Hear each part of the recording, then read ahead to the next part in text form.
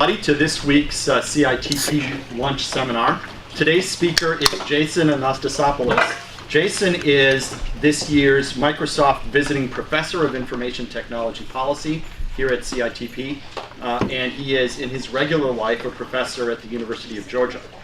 Jason has done a bunch of work that applies advanced computer science, statistics, and so on to social science problems, especially in political science. And he's going to give an example of that today. Great. Thanks for the introduction, Ed. I really appreciate it, and thanks to everyone for coming. Before I actually get started on the actual topic of my talk, I'd like to give a kind of brief illustrative example of the importance of images in politics. So, Lyndon Johnson, who became the president, was the vice president under John F. Kennedy and became the president after his assassination, spent about 24 years in Congress, so 12 years in the House, and approximately 12 years in the Senate. And during that time, he pretty much vetoed every single piece of civil rights legislation that came across his desk. In fact, Johnson was actually known to be a pretty kind of anti-civil rights kind of guy. And all of that pretty much changed when he became president. In addition to enacting the Civil Rights Act of 1964, Johnson also became very proactive in terms of taking photos of himself with civil rights leaders to project this image. And of course now, if you mention the name Lyndon Johnson, of course one of the things that you think about is kind of this rough Texan in the White House, and another thing that you think of is civil rights leader, right?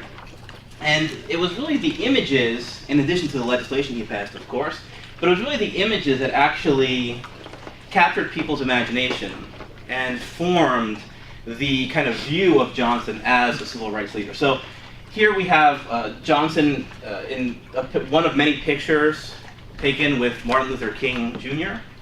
and other civil rights leaders. And the person who was actually able to shape this image of Johnson, so to speak, was his White House photographer, also known as the, quote, godfather of White House photography, Yoichi Okamoto.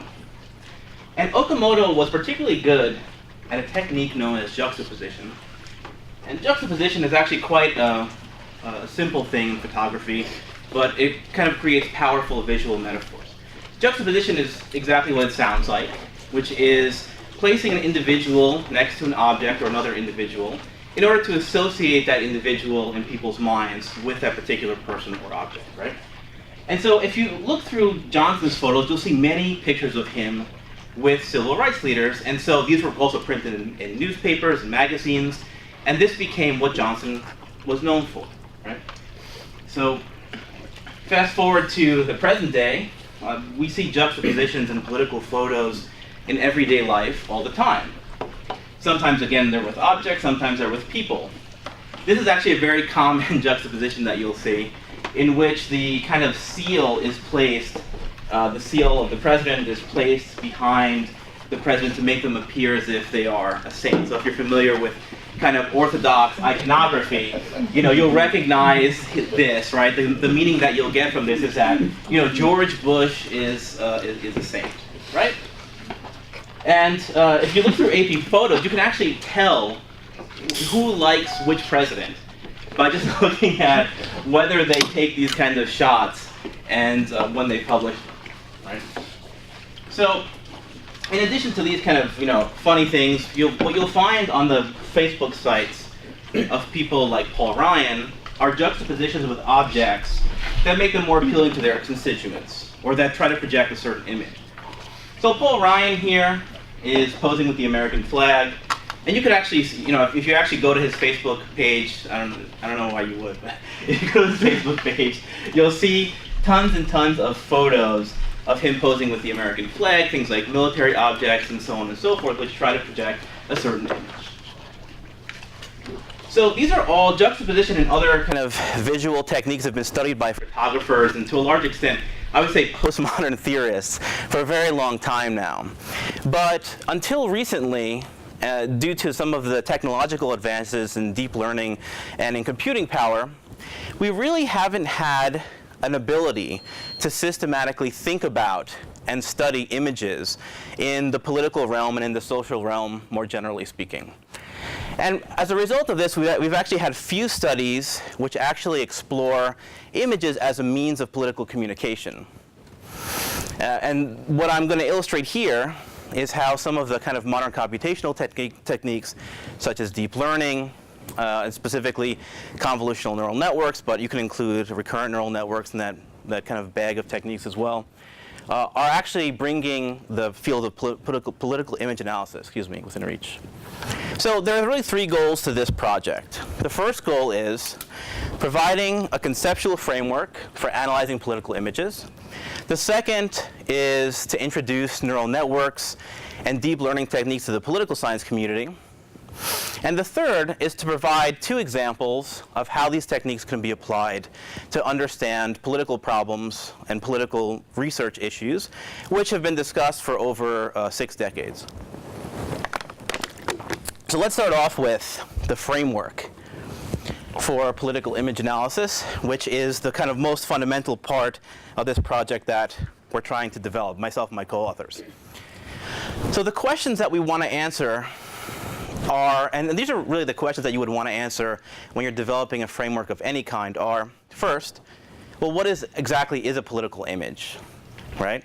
Second, what makes an image political? In other words, what are the features of the image that convey some kind of political meaning? And then third, from the practitioner standpoint, the social scientists, right? How can we identify these features using some of the techniques available to us, such as deep neural networks and convolutional neural networks, right, specifically? So the first question, what is a political image? Well, for our purposes in this project, we define a political image as such. A political image is simply an image which conveys some kind of meaning about a political figure, a cause, or an organization. And it's political in the sense that it tries to persuade people in one direction or other, either for or against that particular cause, individual, or organization. Right?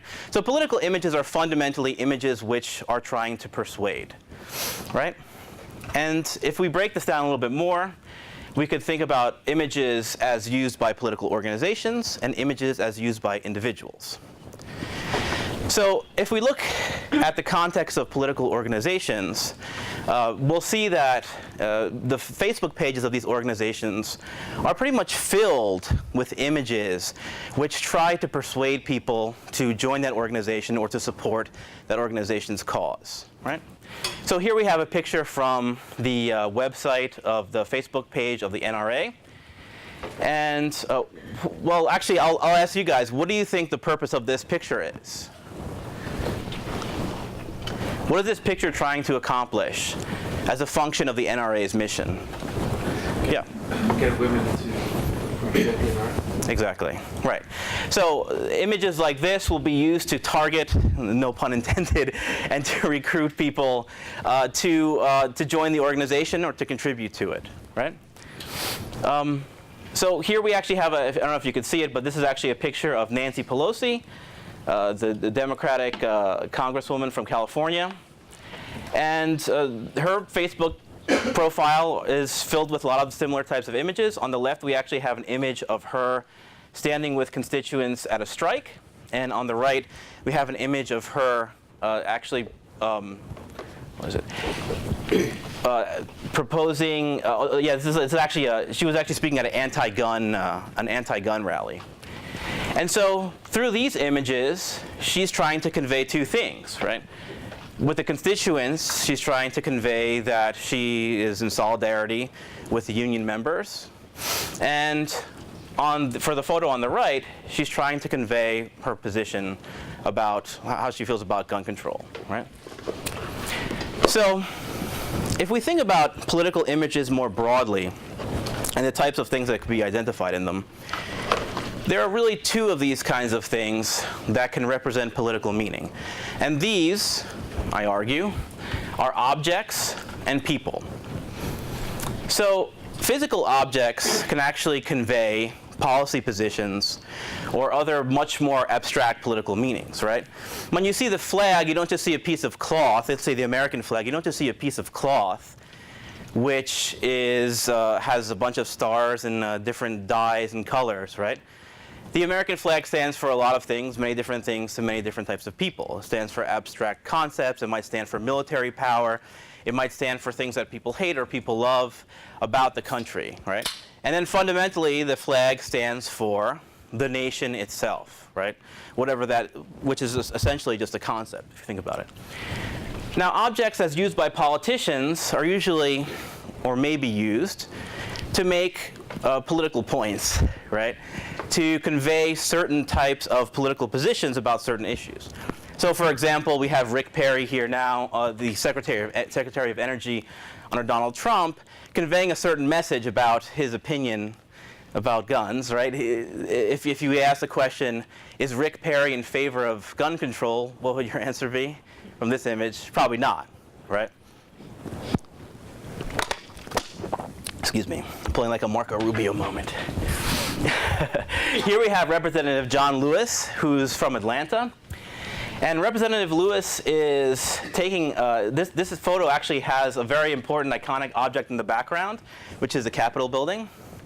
And the meaning that one can get out of this image is that Lewis is not only talking to this group of people, but also that he's doing something for his district in Washington, D.C., right? And that's kind of the importance that the Capitol holds as a background to this particular image. Paul Ryan, again, as I mentioned, I like to pick on him a lot, has a lot of pictures with standing with veterans, right? So this is like the people part of the of our political analysis. And so standing with people like veterans conveys something about Paul Ryan, right? It conveys the message that Paul Ryan goes to events sponsored by veterans, that Paul Ryan cares about veterans, and so on. People and images can also serve a function as their visible characteristics allow them to. So, for example, Louis Slaughter, who's the representative of a very diverse district in New York, tends to take a lot of photos with African Americans and Hispanic individuals. And from this is actually a photo, this unit here is actually a photo that she took, which is composed of sub-photos of a festival in her district. And we have kind of, represented a very diverse group of people, Hispanic individuals and African American individuals and so on, represented in this one image.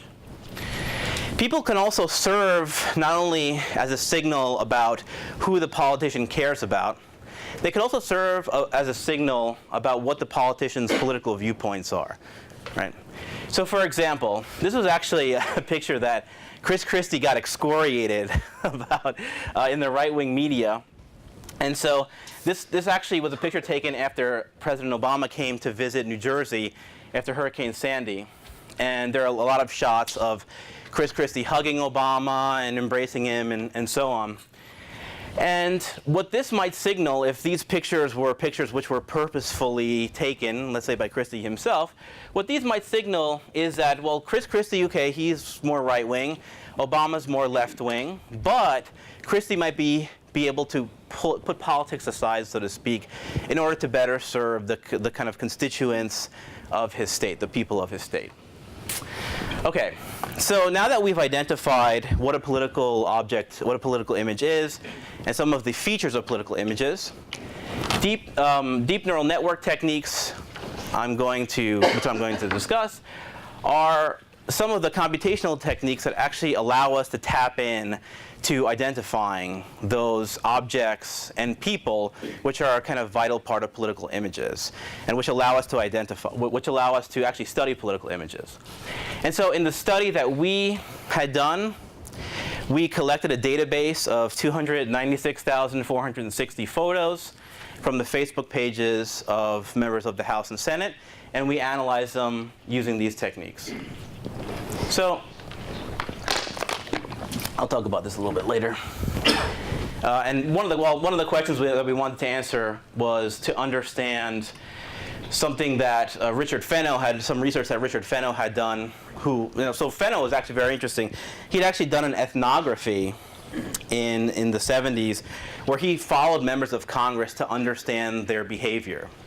And he came up with this concept of home style, which is the ways in which members of Congress present themselves to their constituents in order to gain their constituents' trust. And what we argue here is that the techniques that we're going to discuss are actually able to identify some of those features to better understand home styles in the visual kind of digital media era. So I'm going to do a very brief introduction to neural networks with, of course, the obligatory connection to neurons. Probably people in computer science are, going to throw eggs at me by mentioning this because they probably heard this a million times. But and of course, if I make any mistake, definitely let me know. So artificial neural networks, or neural networks as they're known as in short, are a group of kind of machine learning techniques which are loosely based on neurological processes. The field was actually started, as I understand, by a group of psychologists who were interested in using computers to model the brain. Now, they weren't able to successfully do that, but the concept of neural networks kind of picked up and became popularized in the computer science literature and became more complicated versions, which I'm going to talk about today, are those versions which are able to perform classification tasks with a very low degree of error and a very high degree of accuracy. So the analogy goes something like this. A neuron has dendrites which take in information as signals from the senses, right? The cell body processes that signal information, and then the axon, as part of the cell, which is here, kind of transfers that information to all the other neurons. And then you get this kind of cascade effect where kind of abstractions are understood from information through this kind of neurological system. So the simplest element of a neural network is known as a perceptron. And for people in social science, you kind of might look at this and say, oh, this is just kind of a fancy way of talking about a regression problem, right? And in a way, it does seem like that. But once we start building more and more neurons and start building in hidden layers, it doesn't appear as that anymore. So the inputs here to the neuron are variables in the social science sense. The weights are essentially parameters. You can think of them as regression parameters. The bias is the equivalent of the intercept that you would think of in a regression equation. Again, this is just for the single neuron perceptron. And the bias is passed through, I'm sorry. And so like these variables are passed through this function, this neuron, which sums them. And then this function is then passed through what's called an activation function, which then, in this single layer case, in this single neuron, single layer case, will actually give you an estimation of the output, right? It will give you a predicted value if we're talking about the social science sense. So there are many different types of activations functions which you can use to pass this data through. Just an example of a couple. The ReLU and the tangent functions are the ones which tend to be used often in for deep learning techniques. So the power of neural networks comes primarily from their ability to estimate very complex nonlinear functions that are really not known, right? And the purpose of these neural networks, of course, is to classify data. Now, if you think of regression problems, the purpose of regression is to get parameter estimates, right, in the form of weights, and then try to make some kind of inference, causal inference, using these parameter estimates. But with neural networks, it's kind of all about prediction. And stacking these different functions one upon each other, right, actually allows you to better predict various classes given almost pretty much any type of input that you might give them. So in this particular case, imagine you have a neuron, and you have this would be a 2-neuron, one hidden layer model with one variable, right? And so the first neuron takes the variable, multiplies it by a weight, and adds a bias. This tau is then passed through the activation function. You can see that down here, which is just the logit, right? And then this activation function becomes the variable y for the next input in the hidden layer, which is y multiplied by this kind of omega other weight plus the next bias, right? And then the output is this whole equation here, right, as represented by this whole equation here is passed through, again, this other activation function. So essentially, you can see what's going on here, right? You're passing linear functions through two logit functions, and so you get this very kind of complicated model. And then learning in these models actually comes down to estimating weights so that the predicted values and the actual values of your outcome are minimized, right? So you want to minimize a loss function. And this is just kind of a simple example of a loss function. There are many other ways to represent the loss functions, but in this simple example, learning essentially occurs as a way of estimating. Learning essentially comes down to parameter estimation in the case of social science, right? Through this weight estimation, in a way such that the difference between the actual outcome values and the predicted outcome values are at a minimum, right? And so, normally with ordinary least squares, you could just take derivatives and estimate the kind of intercept and the other parameters on your variables using calculus. But when it comes down to, so now again, this is a very simple model. When it comes down to actually estimating models that are significantly more complicated, this is actually quite a difficult thing to do analytically. So the computer science community has really devised this technique known as backpropagation, which essentially uses the chain rule to find the gradients of each of the weights in the hidden layer and the input layer in this case, right? But you could use the chain rule to find the weights of many layers, right? Which is kind of one of the genius parts of this technique. And using these gradients, you can update the weights using gradient descent, right? And essentially what you're doing here is you're updating the weights so that, again, you're minimizing this loss function, right? So that's a kind of very brief overview of neural networks. But taking these concepts, you can build very complicated models, which allow you to input things like pixel data, and using that pixel data, you can then provide class labels for those particular images. And so there's a whole kind of history behind this about why it was so difficult to actually identify objects and images, which I won't go into. But needless to say, some of these techniques allow you to, only using the pixel data again, identify objects and images with very low error rates, which in the previous decades were almost unheard of.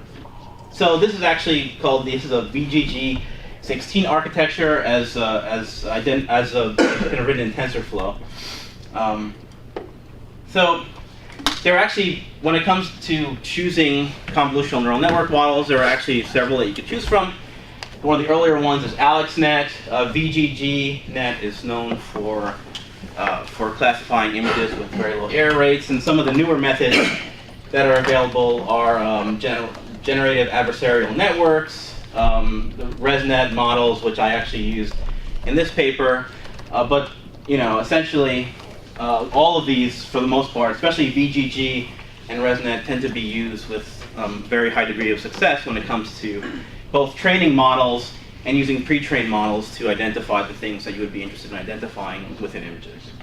Okay, so let's talk a little bit about the study. So, as I mentioned before, I had we had collected approximately 296,460 photos from the Facebook pages of members of Congress, members of the House and Senate in 2016.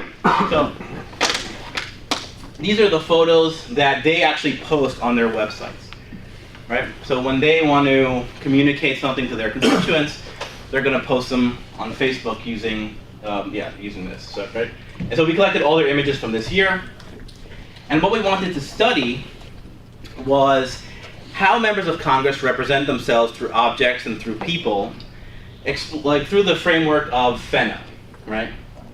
And by the framework of FENO, what I mean is how do members of Congress use images to persuade their constituents and others and to gain their trust in terms of furthering their re-election goals, right? So essentially, the framework that we're looking at things from here is that members of Congress use images to further their re-election goals and to communicate with their constituents. Okay. So there are two analyses that we did. One was classification of objects in member of Congress's photos, and this was actually just a very kind of broad first cut analysis. We used the ResNet 50 architecture with ImageNet weights, and I'll explain how we did it. But effectively, what we did was we identified all of the objects that partisans use in their images in both the House and the Senate. Now, in the second analysis, we wanted to explore how members of the House and Senate use the race of the people that they posed with in the images that they posted on Facebook. Right? And there are actually some strategic reasons why they might do that, which I'll discuss in a minute or two. So, for the first analysis, it was actually a relatively simple analysis for anyone who's familiar with some of these pre-trained models. So, we used the ResNet 50 model with ImageNet weights, and we essentially classified every single image and picked the objects that we identified for each member of Congress were those in which the top probability was greater than 50%. This is just an arbitrary cutoff, right? I mean, there are a lot of the images in these, a lot of the objects. So in the ImageNet, with the ImageNet weight, there are about 1,000 objects that you could technically identify. And as we learned from doing this kind of manually and looking at some of the results we got, we weren't really getting, if we just used the top probability classifications of this model, we were not actually getting images that made much sense at all. So we kind of developed this cutoff as a way to identify high probability objects, right? And then after that, we so each member of Congress is kind of going to be thought of like as a bag of objects, right? And then we used the random forest classifier to distinguish which objects identify Democrats and Republicans more or less, right? So here's an example. This is a picture of Ted Cruz, and this is an example of some of the objects that were identified in his Facebook images. So we have suit and website are some of the kinds of objects that tend to be that tend to be identified more often. Suit especially, of course, for men and less so for women. Website, we found that whenever something is classified as a website, that actually tends to be some kind of like meme or something like that they post. So it's basically, it tends to be like an image with words, right? But one thing I want to point your attention to is that military uniform comes up as some of the more frequently identified objects in Ted Cruz's Facebook photos. And as I'll show in a minute, it's actually military-related things that are able to differentiate Democrats from Republicans, which I found to be very interesting. So, from the Democratic side, we have Dianne Feinstein from California. Dianne Feinstein likes to post a lot of images which are not images at all, which are classified as website. And there are these kinds of memes and, I don't know, I guess whatever like the kids might call them these days, right? Where she has a picture which contains kind of a lot of textual information, right? So the random forest classifier that we ran using this data had as the class label Democrat. Oh yeah, Nick? The website object Yes. class. Yes. Do any of these models distinguish types? For example, like a meme from an infographic from something else? Not with the ImageNet categories, no. Unfortunately not. Yeah. Okay. Yeah. It's possible that someone has kind of expanded upon that, but yeah. Now the ImageNet categories are a bit coarse, unfortunately. So the random forest classifier that we ran in order to understand which objects Democrats and Republicans use was one in which the outcome class label was whether the member of Congress was Democrat or Republican, right? And so think of each member of Congress again as this bag of objects that we collected. And what we found was that the objects which best distinguish Democrats from Republicans using this classifier, you could use anything else. You could actually just use regression too, or logistic regression if you wanted to. But what we found is that military imagery tended to best distinguish Democrats from Republicans, which is probably not that surprising. So actually Warplane did the most work in terms of distinguishing Democrats from Republicans in terms of the objects that they use in their photos.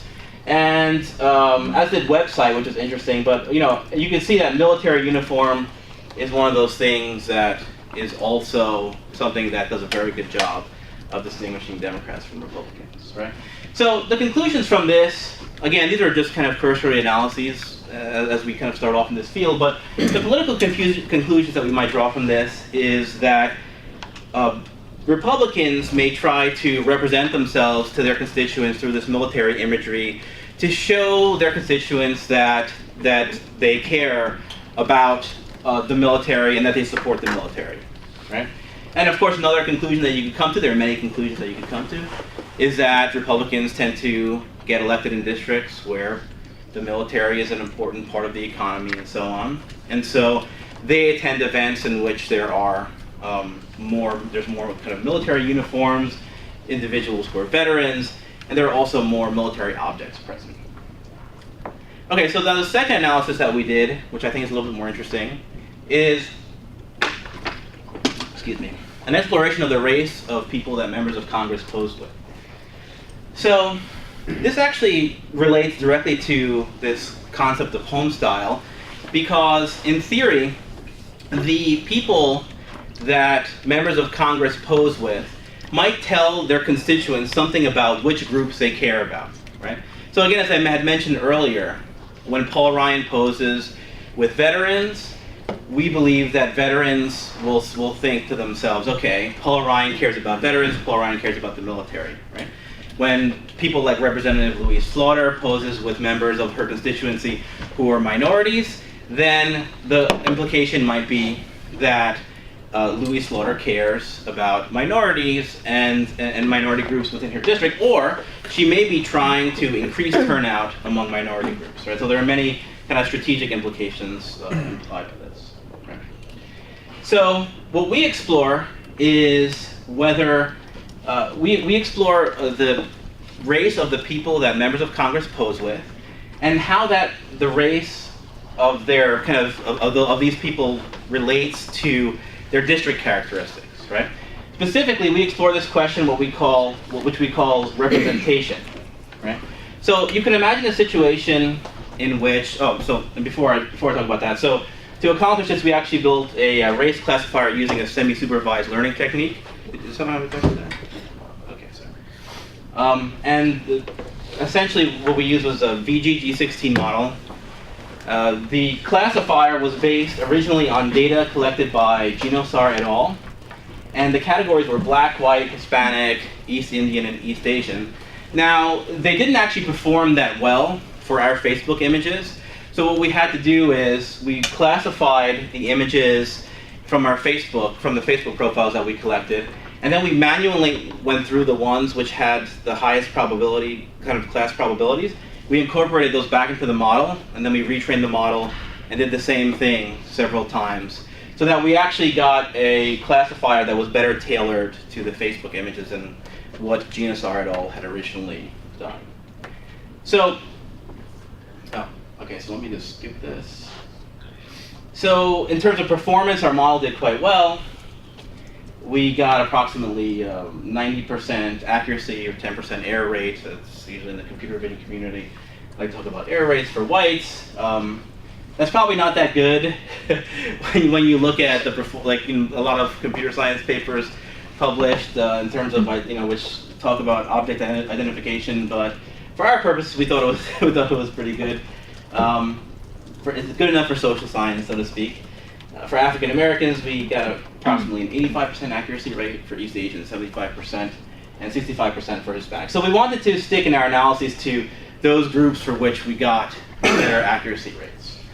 And so the first thing that we did, and I'll talk about representation in a minute, but the first thing that we did was we just wanted to explore the proportion of African Americans, for example, in the Facebook photos of white members of Congress. So we're only focusing on the people that they pose with, right? And we divided it up by Democrat and Republican. So on the left, this is the proportion Black in photos of white House of Representatives members. And so the red are Republicans, the blue are Democrats. Obviously, you can see that African Americans tend to be, and actually we actually included other races are in this plot. So, but I'll focus on African Americans. If you look at the Democrats, there's a much higher proportion of Democrats in the members of Congress Facebook photos than there are in the Republicans Facebook photos, right? Not surprisingly, because they tend to have more minorities in their districts and so on. And we see the same pattern in the Senate, right? So just focus on kind of these plots. These are kind of the proportion African American in the Facebook profiles as identified by our classifier.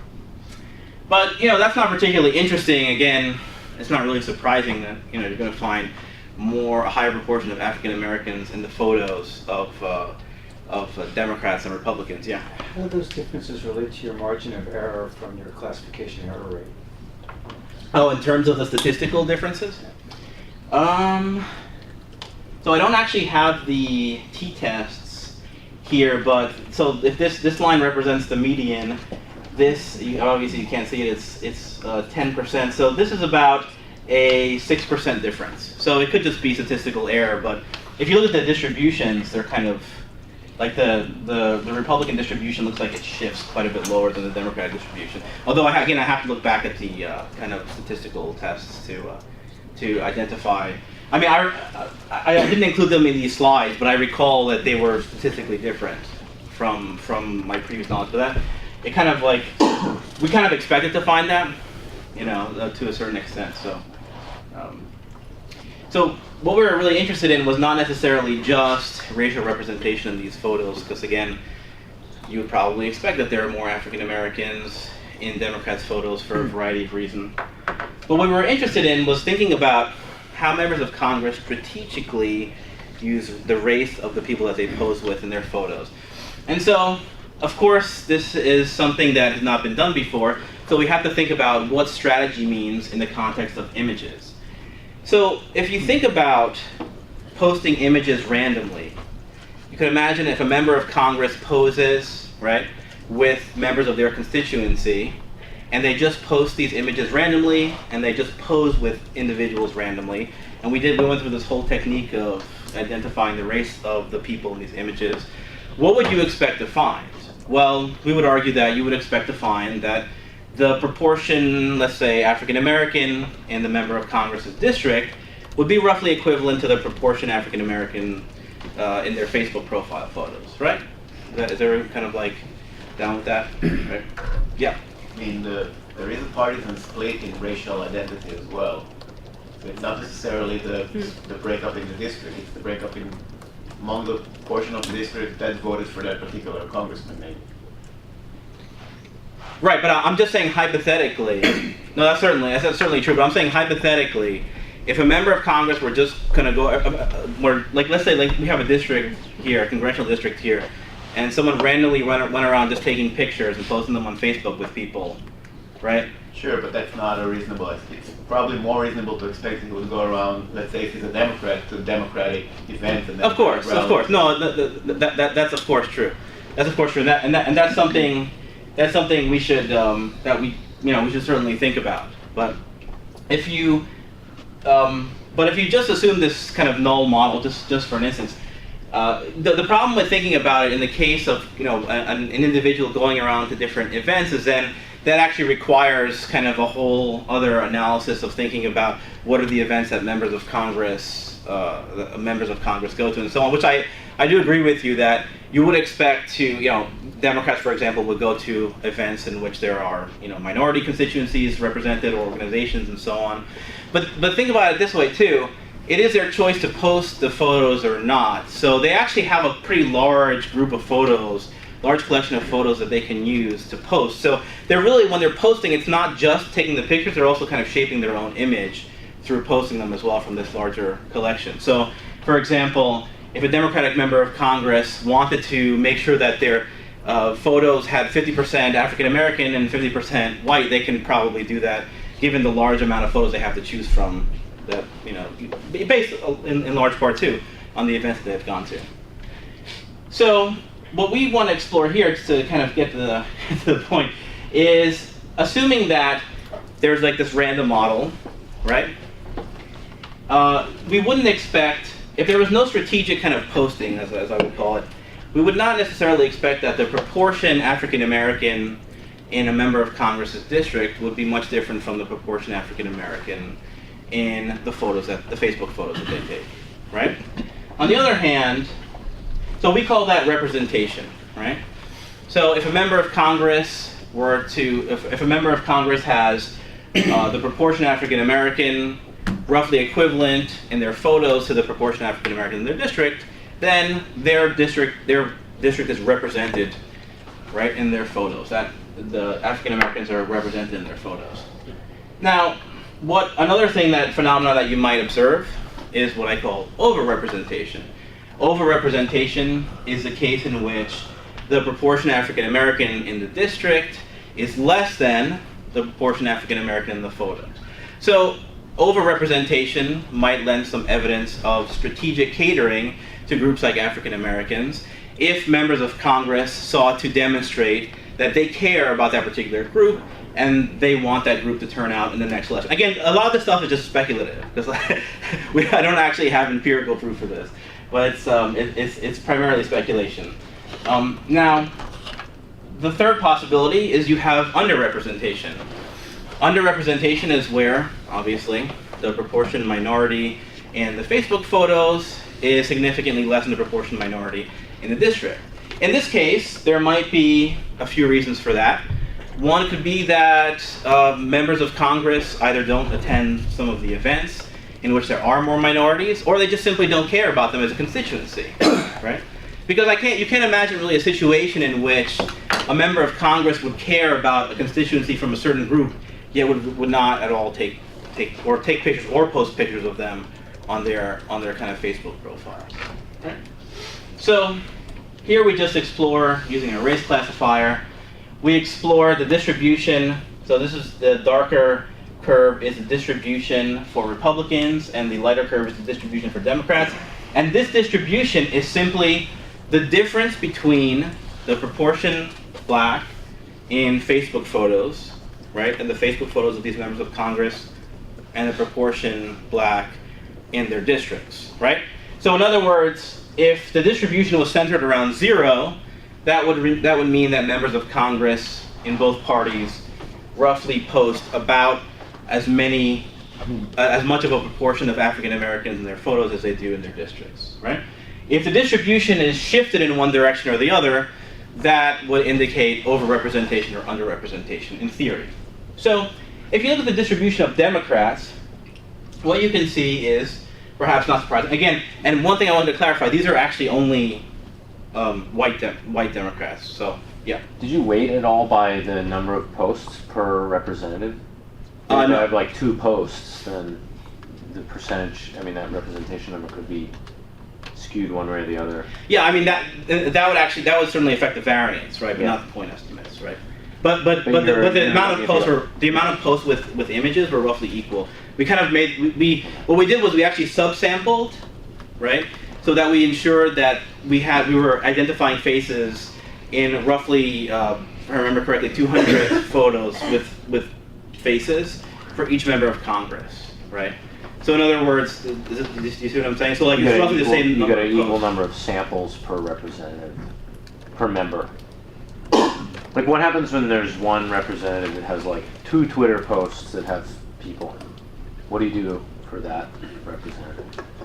So the subset of the images are only images in which there are individuals, right? But So if like, I don't know, Bernie Sanders has like 200 photos with people in them, and some other senator has like 3 Twitter posts with people in them. Right. How do you normalize the difference in those samples? Well, we only included the people who had 200 photos per. Oh, okay. So you remove like low photo posts. And there are pretty much none of those in our data set. Okay. Right? Okay. So yeah. So each member of Congress that we actually collected had, on average, I would say about 3,000 photos. Okay. Sounds good. So we just did that subsample to make sure that at least the variance in the proportions was not like super high, right? So yeah, so what you can see here is that Democrats slightly skewed to the right here, at least the peak there, and Republicans slightly skewed to the left. So, not surprising, right? Because Republicans really don't have, if you think of it from the perspective of incentives, right? Republicans don't really have incentives to either go to events in which there are minority groups, and especially to post images with individuals of minority groups, primarily because they're not the people that tend to elect them, right? So, and that is somewhat, we find somewhat reflected in this plot here. And we also did statistical analyses as well to show these relationships, including controls and so on and so forth. Now, the plot that I find the most interesting is this. And again, this is part of an exploratory analysis, but I think this has some very interesting implications about how members of Congress represent themselves regionally, even though they're within the same party. So the y-axis here is the proportion of districts where African Americans are underrepresented in those member of Congress's photos, right? So this point estimate here, so this goes from 1 to 0.3. This point estimate here says that for Republicans, right, African Americans in the South are about 80% of the people in our sample, 80% of the districts and members of Congress are the same thing, right? 80% of the members of Congress in the South who are Republican underrepresented African Americans in their photos significantly, right? However, if we look at Republicans in non-Southern states, so it's not just Northern states, like any state outside of the South, right? We see that, that proportion is roughly 50%, which is roughly equivalent to, if you took the Democrats, right, the average between the South and the non-South would be kind of like right there. So the interesting conclusion is, and I don't really, this is kind of something that, I hope people will study more, and I'd like to study more, is that Republicans in the southern and non-southern states represent themselves very differently when it comes to posting images of African Americans or posing with African Americans. Whereas like the non-southern Republicans actually tend to represent African Americans in roughly an equal, let's say proportion as the Democrats. Southern Republicans tend to severely underrepresent African Americans. Now, it could just be that, and again, I haven't explored this analysis more deeply, it could just be that the African Americans, that in the districts in the South where Republicans are in office, they just have like a much higher proportion of African Americans, right? And so, it's just probabilistically, it's more likely that they'll be underrepresented, right? But that seems rather unlikely, I think. And it's not something I'd explore, but it seems unlikely to me because how would a Republican elected in a district which has a very high proportion of African Americans? Now, it's possible, right? But, anyway, so that is kind of the end of my presentation, and I look forward to hearing everyone's comments. Thanks.